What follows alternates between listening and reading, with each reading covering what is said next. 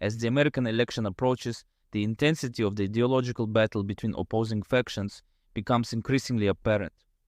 The level of hatred and toxic language directed towards each other is at its peak.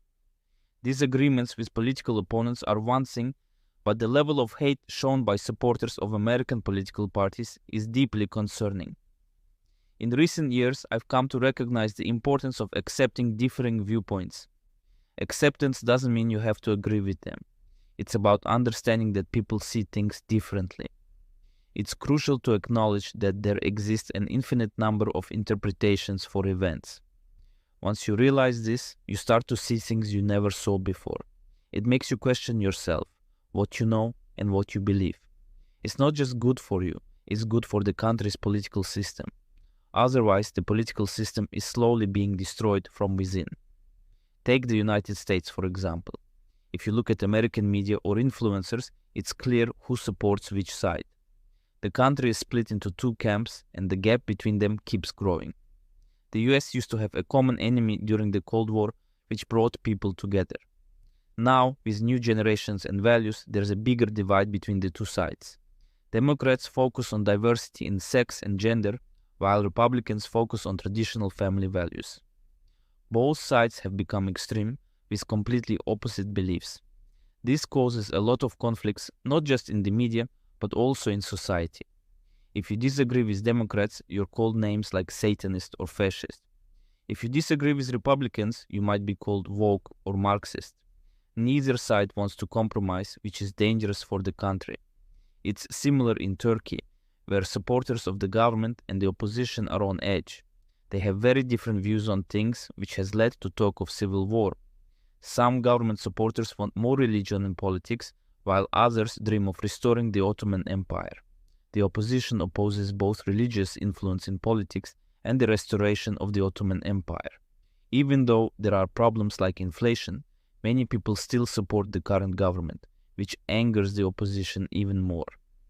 Attempts at dialogue often turn into heated confrontations, lacking civility or mutual understanding. Just like in the United States, both sides in Turkey resort to obscenities and aggression, preventing any attempts at compromise. Consequently, faith in the government's legitimacy weakens as doubts about the credibility of the election results grow. This erosion of trust poses a grave threat to national stability, potentially culminating in catastrophic upheaval. The events following the latest US election, contested by dozens of Trump supporters and culminating in the insurrection at the Capitol on January 6th, serve as a reminder of the consequences of eroding trust. Moreover, toxic. Opposition to the Trump presidency, characterized by unfounded accusations of collusion with Russia, has further undermined the integrity of the political process, eroding public trust. These toxic opposition dynamics have continued under the Biden administration, foreshadowing a troubling trajectory for future elections. Regardless of the outcome of the elections, this destructive cycle threatens political stability and undermines the very foundation of the democratic system, promoting social polarization and breeding hostility among citizens. In such an environment, rational discourse becomes a casualty as people view their fellow citizens not as compatriots but as enemies of the country, putting the entire country in danger. I also want to talk a little bit about my experience with people. I've encountered countless times where discussions about politics quickly devolve into shouting matches, insults, and ultimately one-sided exits. It's unfortunate to see people lose their cool and stop talking without even trying to understand opposing points of view. When someone refuses to listen and engage with differing opinions, they only end up humiliating themselves.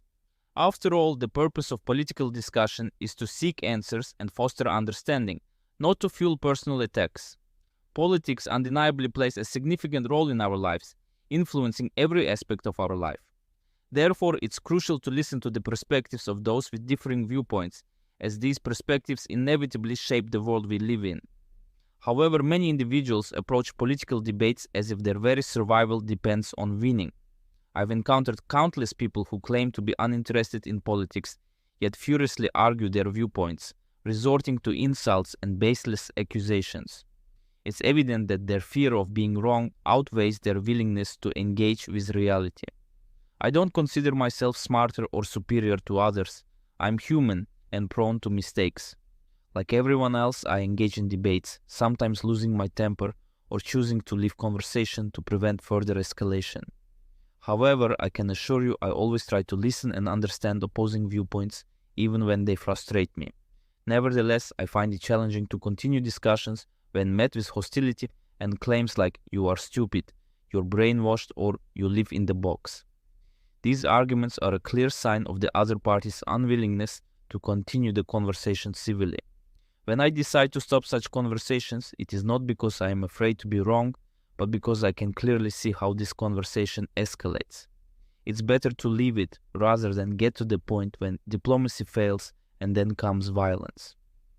Even though the other side usually interprets my departure as a victory, failing to grasp that the essence of the conversation was not about egos, but about exploring diverse perspectives and finding common ground for a better future.